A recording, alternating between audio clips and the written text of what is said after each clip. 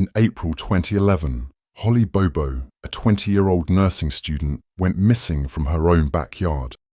What started as a normal morning quickly turned into a nightmare.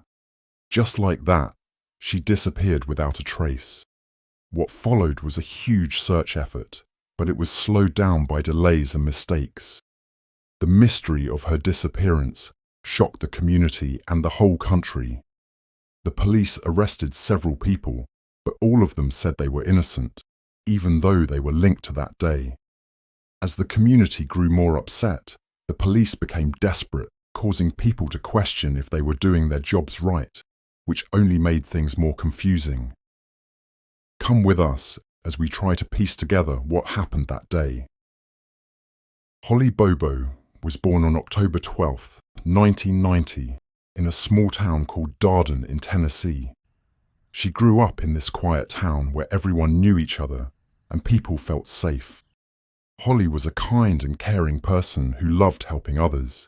She was studying to be a nurse at the University of Tennessee and was very close to her family and friends. Holly was not only a good student, but she was also very warm and friendly. She was active in her church and liked to take part in community activities. People who knew her liked her a lot because of who she was as a person. At the time, Holly was dating her boyfriend, Drew Scott. They were high school sweethearts and had been dating for several years. Their relationship was strong, and Drew was supportive of Holly's dreams. They were often seen together at local events, and many people believed they had a bright future ahead of them. On the morning of Wednesday, April 13th, 2011, Holly began her day early around 4:30 a.m.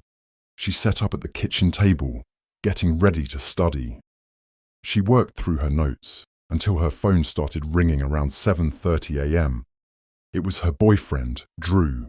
They spoke briefly about what they'd been up to, and after a few moments, Holly hung up the phone and returned to her studies. By now, both of Holly's parents were up and on their way to work, while her brother Clint was still asleep in his bedroom. Not long after her parents left, a neighbor, who was about to leave for work, heard a scream. He looked around to see what was happening, then quickly realized that the scream came from the Bobo family residence. Concerned that someone might be hurt, the neighbor's mother called Karen Bobo. Holly's brother Clint didn't wake up when he heard the scream, but he did wake up when the family dogs started barking. Feeling a bit confused, he got out of bed and looked out the window. He saw two people kneeling close together in the garage. One of them looked like his sister, but he couldn't tell who the other person was. The man with his sister was wearing camouflage clothes, which people often wear when they go hunting.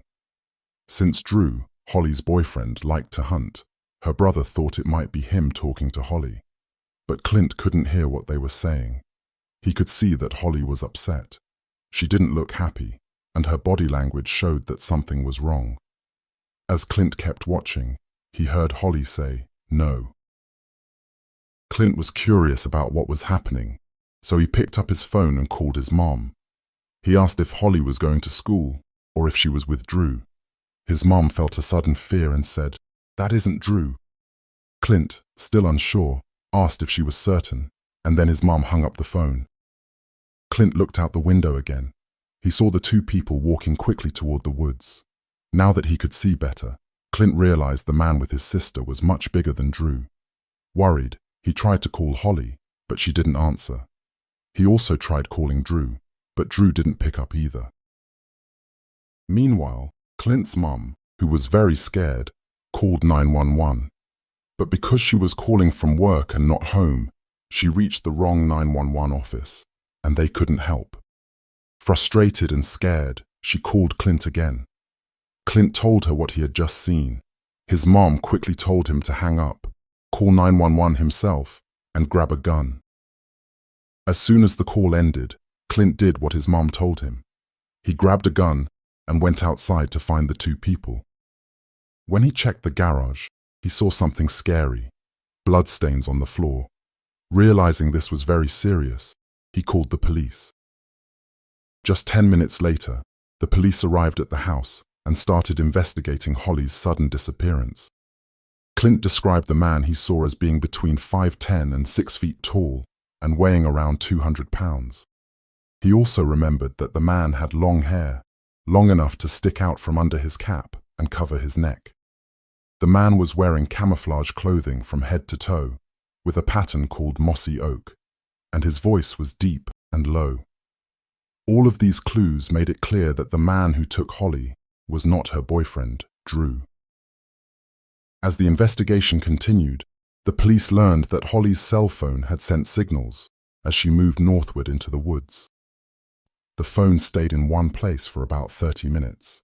Then, another signal showed the phone moving south in a different direction. The last signal from her phone came from deep in the woods, where it was later found with its SIM card removed. When Holly's parents got home, they found their front yard full of police officers. But even with so many of them there, no one seemed to know what to do. It looked like no one was in charge of starting a search or talking to the neighbors. The police were slow to start looking for Holly and hesitant to treat the house as a crime scene. People walked all over the property, and nothing was blocked off for investigation, not even the garage where there were bloodstains on the floor. Maybe these small-town officers weren't ready for such a serious situation, but many agree this wasn't the right way to handle it. After Holly's family pushed the police, they began searching the area. Officers searched the woods around the house and started talking to neighbors. As the search continued, more officers joined in to cover a larger area. Then, something strange started happening. Holly's belongings began showing up around town. First, her lunchbox was found, then a receipt with her name on it, followed by her school card. Finally, her mobile phone was found in the woods, but the SIM card was missing. This meant that Holly, or someone else, didn't want her to be found. The police started searching through their database, trying to find anyone who might match Clint's description of the man who took Holly. Eventually, they focused on a local man named Terry Britt, who was a registered sex offender. But why did they suspect Terry? It turned out that Terry had been convicted of several crimes against women in the past.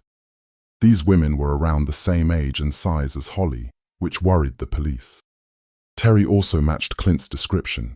He had the same height, weight, hair, and even the same accent as the man Clint saw. This made the police even more suspicious. However, the police needed strong evidence to prove Terry was involved. They tapped his phone and searched his home, but after weeks of watching him, they found nothing that connected him to Holly's disappearance. So, they had to let him go. With no other clues to follow, the investigation stalled. The community was getting more upset every day, and the police were desperate to make progress. Meanwhile, people from all over Tennessee, known as the Volunteer State, came together to help search for Holly. But as weeks turned into months, nothing new was found, and slowly, the search lost its momentum. In March 2014, 3 years after Holly's disappearance, the case took a big turn. The police made the first 3 arrests out of what would eventually be 6. It's not clear why they were first suspected, but Zach Adams, a local drifter and drug addict, his brother Dylan, and their friend Jason were the ones questioned. The investigation started when Dylan was arrested on unrelated weapons charges.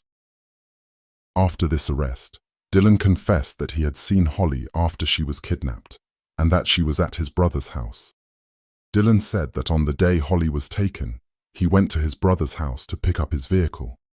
When he walked inside, he saw Holly there with his brother Zach and their friend Jason. Dylan noticed that Holly didn't look well. She seemed dazed and showed signs of being hurt. Things got worse when Dylan claimed that Zach had told him he assaulted Holly and even videotaped it. However, when the police searched the property carefully, they couldn't find any tape. Dylan also mentioned that Zach had been wearing camouflage that day. This detail matched the description Clint had given earlier. But there was a problem with Dylan's story. He later said that the police forced him to give false information. To make matters worse, many people believed Dylan's claim because some details of his story didn't seem to add up. What we do know is that, at the time, the police were very desperate for leads. Dylan's confession was enough to bring Zach and Jason in for questioning. Soon after this, thanks to another tip, 2 more men were arrested. These men, Jeffrey and Mark Piercy, were charged with accessory after the fact and tampering with evidence. This happened because Jeffrey's former roommate told the police that in May 2014, he had shown her parts of another video that showed Zach assaulting Holly. The roommate also claimed that Jeffrey's brother Mark was the one who filmed it. However, after more questioning and a long search for this video, nothing was found. On top of this, Jeffrey and Mark said they didn't know Zach, Dylan, or Jason, so the charges were eventually dropped. That makes 5 of the 6 suspects. But who was number 6? The final person arrested was a man named Shane Austin. The police found out that Shane had been in contact with Zach several times on the day Holly disappeared. They believed Shane might have helped Zach if he was responsible. After arresting Shane, the detectives offered him complete immunity if he helped find Holly. But for some reason, Shane refused the deal, and it was taken off the table. In April 2015, Shane was found dead in a hotel room in Florida. He had taken his own life, taking any secrets he might have had with him to the grave. Whether or not Shane was involved in Holly's disappearance is something we may never know. In a shocking twist, in September 2014, Holly's remains were found just 20 miles away from her home. Hunters were out in the woods when they came across a bucket. Curious about what might be inside, one of the hunters tipped it over and made a horrifying discovery. Underneath the bucket, they found a human skull, teeth, several ribs, and a shoulder blade. The search for Holly had been going on for years, and it had felt endless. But finally, they had found something. Larry Stone, one of the hunters, he had been walking around when something told him to turn around, and that's when he found the remains. Upon examining the skull, it was found to have a single bullet hole in the back. The bullet had entered from the rear right side and fractured the left cheekbone as it exited, going straight through the brain. Even though Holly's body had been found, the police still couldn't figure out who killed her or how her body ended up there. Desperate for answers, the detectives focused on Jason, a friend of Zach and Dylan. They told him that if he didn't help them solve the case, he would spend the rest of his life in prison. With Holly's body now discovered, Jason quickly pointed the finger at Zach. Unsurprisingly, he offered to testify against Zach in exchange for immunity. Jason claimed that in the early morning of April 13, 2011, he, Zach, and Dylan went to Holly's house to pick up her brother, Clint. They were supposedly there to teach him how to make methamphetamine, something Clint strongly denies to this day. At that moment, Holly came out of the house and yelled at them to leave. To stop her from making a scene, they decided to abduct her. Once in the forest, the 3 men took Holly to a nearby barn owned by Jason's grandmother. There, they tragically assaulted her. After Zach tried to kill her, he wrapped her body in a carpet. They transported her body 20 miles away, near the gravesite. But Zach realized Holly was still breathing. That's when he shot her once in the back of the head, before dumping her body. Evidence presented in court didn't help Zach's case. Surveillance footage showed his white van driving around the neighborhood on the day Holly disappeared. Several witnesses, including Zach's girlfriend at the time, testified that he made disturbing statements implying he was responsible for Holly's death. She even testified that Zach threatened to tie her up and make her disappear just like he did to Holly. This statement was a serious blow to his defense. After presenting the evidence, on September 22, 2017, the jury found Zach Adams guilty of first-degree murder, aggravated kidnapping, and aggravated sexual assault. He was sentenced to life in prison without parole, plus 2 consecutive terms of 25 years for the kidnapping and sexual assault charges. His brother, Dylan, was next to face the court. On January 18, 2018, Dylan pled guilty to charges of facilitating first-degree murder and aggravated kidnapping. He was sentenced to 15 and 35 years, respectively. Despite their convictions, Zach, Dylan, and Jason all deny being involved in Holly's death. Many people who followed the trial agree that some things don't add up, and not all of the evidence seems beyond a reasonable doubt. Zach's defense team argued that the state used unfair methods to force a confession from his brother, Dylan. Remember, Dylan was first arrested on unrelated charges, and much of what he initially confessed didn't match the evidence later found. So, it's clear that not everything is straightforward. Zach's defense team also claimed that Jason made up the story to get a lighter sentence. And if that wasn't enough, they pointed out that none of the suspects actually matched Clint's description. To make matters worse, one of the lead investigators testified in defense of Zach, Dylan, and Shane. He said Shane passed a lie detector test and that Zach's cell phone was several miles away when Holly was abducted. So, even though they were convicted, there's still a lot of debate about what really happened that day. This raises even more questions. Were the police so desperate to close the case that they used Jason as a scapegoat? Were the Adams brothers even involved? And did Shane have anything to do with this? No one is entirely sure who is responsible for Holly's death. All we know is that a young life was taken from her loved ones, and nothing can make up for that loss. Sadly, we may never find anything that can justify this kind of evil in our world. Be careful out there, and see you next time.